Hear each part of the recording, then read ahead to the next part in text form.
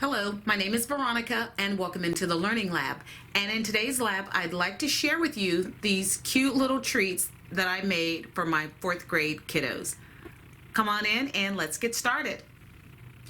So just what are these little cuties? They are adorable magnetic bookmarks. I couldn't be more pleased with these. So I did put them to the test. This is one of the books that my son was reading, and I put a bookmark in there and left it in there for it's been in there about a week and a half, probably 2 weeks now. And when I removed it, when it's in, it does look a little like this. But when I removed it, those pages were fine and dandy and no warping of them whatsoever. I also tried this in a hardback book. And this one, oh, my son and I read this together and it was great. It's one of the Dear America books. I Thought My Soul Would Rise and Fly. The Diary of Patsy, a Freed Girl. And it's an excellent book. We really enjoyed reading it and talking about it.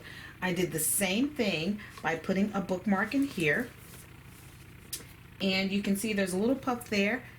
And when I removed it, as you can see, no damage done to the pages. So although this one comes with its own bookmark, for those hardback books that you want to mark your last page you were on, it's going to be fine for those too. One more little tidbit for you. My son said that if this is causing a problem in your book, that means you're not reading enough, because that mark should be moving right along. Just thought I'd share that insight with you. I'm telling you, the minds of kids. So let's get started on what I used to create these cute little bookmarks. So let's work from the bottom up. We're going to start with the papers that I used. I used some white paper that was left over from a project that I did. Now this is the index weight paper. It's 110 pound, but the other paper is 65 pound that I just pulled from my stash. The Michael's Recollection paper would be great for this. So with that, I took those and I cut them down using some of my Spellbinder dies. I debated on which set of dies to use.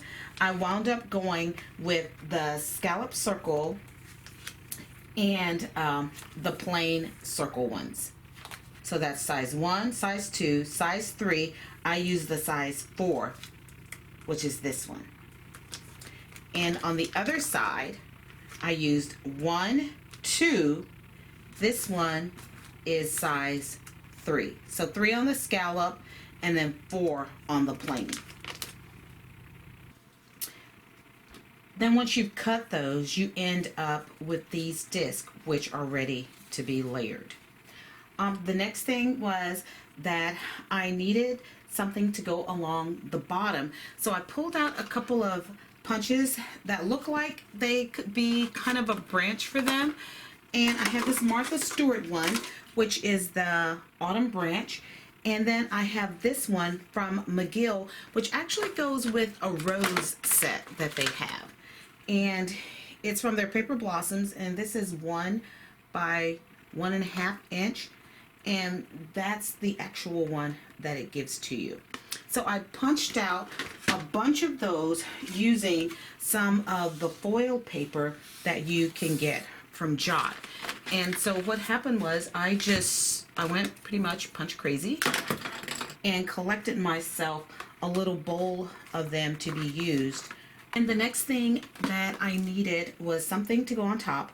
I considered stamping images, but I knew that was going to take quite a bit of time, and I just didn't have that kind of time. So I went to some of my Dollar Tree hauls, and I pulled out these. Now, the ones I pulled out, and it's a little hard to see. Let's get this pad. This one, I pulled out the owls, and I had some of the butterflies. I condensed this once I pulled out what I needed. And another one that I used were these cute little frogs. Now, what I was looking for were the dinosaurs. And the little dinosaurs were some that I used when I made my son's goodie bags for his birthday party this past year. But I could not find where I had put those little dinosaurs. So instead, I went with those, and they worked out fine. Now, for the inside, for my magnets, and you can see a little bit of powder there because I had to use my anti-static bag to take the sticky off of the magnet that I decided to use. And the magnet that I used was one that I got from AC Moore, and it's the magnetic tape. There's a lot of it on here. And it's really good tape, except for when I pulled it off and cut it, and I tried to use it to stick them to each other using it this way, and I just could not get the poles to meet up. Whether I put it this way or whether I flipped it over and did it that way, they would slide off and down just a little. So what I had to do was use them this way. And by doing that, I needed to put a piece of tape on at least one side to put down, and I used that one to stick it down, but I needed to get the sticky off of that one, and that's where I use my anti-static powder bag on here, and that's why you see a little bit of the residue, but that will fade away no time at all. I definitely did not want that sticking to a book page. Now, on the back, I put everybody's initials, and what I used for those were some that I got from Tuesday Morning, and this was a former QVC kit. And how do I know? Because it says it right down there, QVC. Right there, QVC stickers. And these, for this packet, it's at $19.99. The sale price is $15.99. Their price was $3.99. And what did I get in this kit? All of this stuff. Let's see. I got this is the Angela font, but I got the Ash Drawn letter stickers in gold. I also got them in black and white, which you may not be able to see there, and also in silver. Let's see, where did my silver go? Okay, they're in here, trust me, but you also got some sayings. So each one was black, silver, and gold, white. And that's what was included in those. And those are the ones that I decided to use to put on the backs of these. Could I have stamped those? Yes, I could have. Did I want to take the time to do it? No, I did not. So therefore, I used stickers. This is an entire project that you can do without a stamp in sight. And so now we've covered the base for the project using these. The pieces, the owl, the magnets on the inside, and the letters on the back side. Now, the piece that's in between here is some Tyvek. I got my Tyvek at Staples, and I got 5 envelopes, and I think it was something like $5.79. I didn't mind, but then I just took my Tyvek and cut it down into the strip sizes that I needed. I'm going to insert a photo in here to show you what I did so I wouldn't have to cut each one. I just cut the paper to size, put down my adhesive, and I used some of the tear and tape for that. This isn't tear and tape, but it's tape that can be torn. So that's what I used for that. And then I scored it and I just put it on my board and I just went to cutting, and that made that go a lot more efficiently for me. So let's put one together. Now you can use glue to do this. The only caution I have is if you use glue, glue can cause it to buckle a little bit. And I don't know if you can see it here, but it's not totally flat.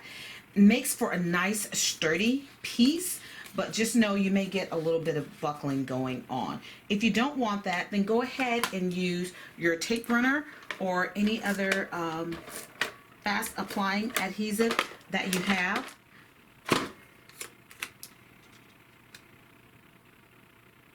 To your circle pieces.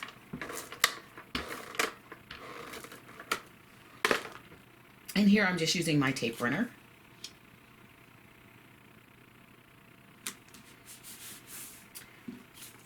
Okay, that's done. Let's go ahead and put the two pieces together using a piece of Tyvek.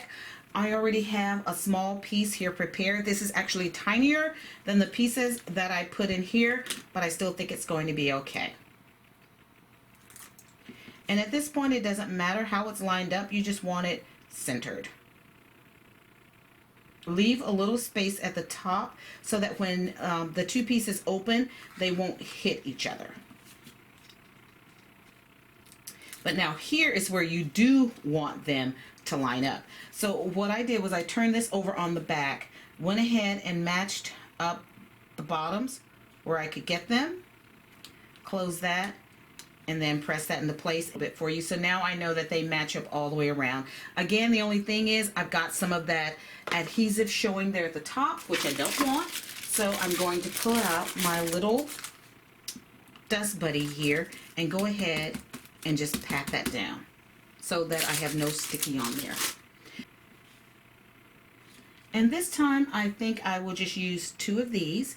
And to put this down, I am using some glue recommended by Shantae. You can pick this up at the Dollar Tree. She was saying how much she absolutely adored it. So I said, well, you need to try it. And I'm glad I did. So thank you, Shantae. I now adore it too. They're all different kinds of glue applications depending on what you want to use. Now for this, I am using my reverse tweezers. So grabbing,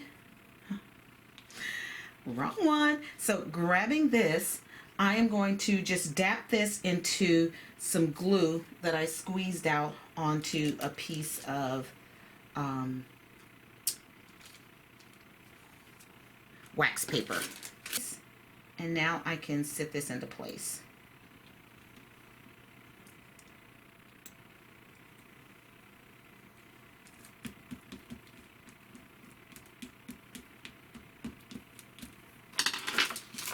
I use a lot of wax paper, so I have a whole roll of it in my craft room. Now that's down, I just need to choose something to put on here. Oh, the wise owl. Let's put him right in there. Now these came with some extra little things that you could put on, whether it's a little branch or a little flower.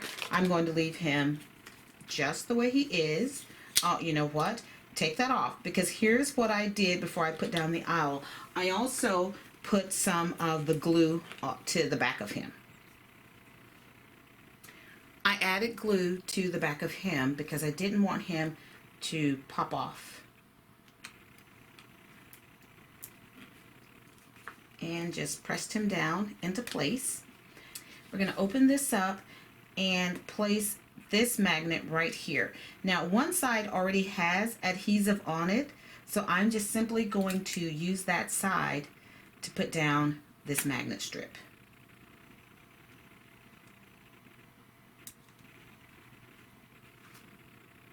And now this one is going to go on top just like this. But as you can see, there's no there's no sticky there, so I need to put some on. And I'm going to use this particular size. It's a little wider than the other one that I had, than this one. So depending on how wide your magnet is, that will depend upon, of course, what size tape you use.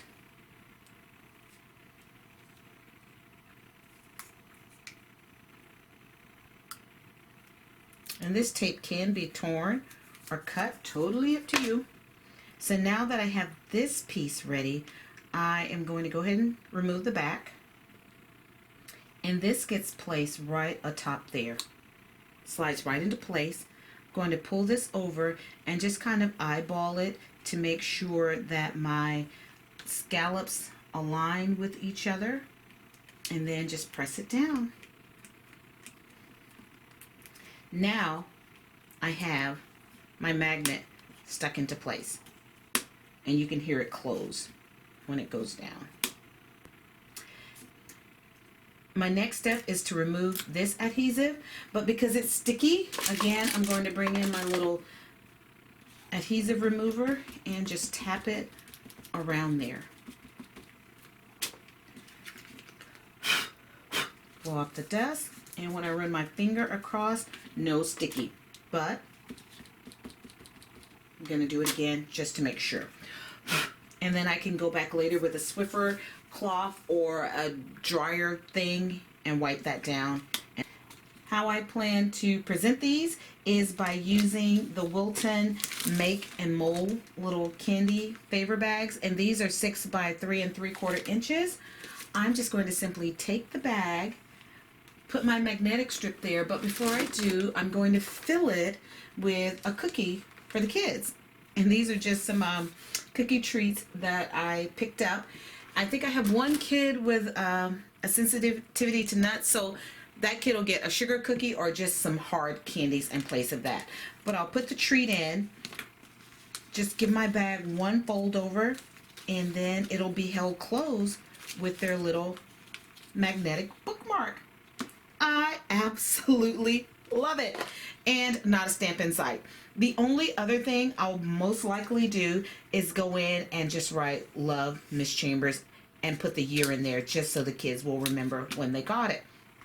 But this is what I worked on for my kiddos. Could not get them finished in time enough to give them out before we left for our winter break. But when they come back for Tuesday morning, they'll be on their desk and I know they'll be surprised. I mean, these are pretty much perfect for almost anything you want to use them for. And they are just so darn cute and quick to make. Once you get all of these punched out and glued, put them on, put the initials on the back, or you could stamp something on the back. You could stamp the initials however you want. But because I was short on time when I was making these, I wanted it to go as quickly and efficiently as possible. And so not having to stamp really made the difference for me, and not having to color anything was awesome. So I would encourage you to try something like this. If you need to do a treat or a favor bag at your next party, soiree, or get together for your women's Bible study, book club, whatever it is, I think this would make an absolutely adorable treat for anyone. As always, thank you for joining me in the Learning Lab. Please be sure to check out my blog at incollusions.blogspot.com. Until then.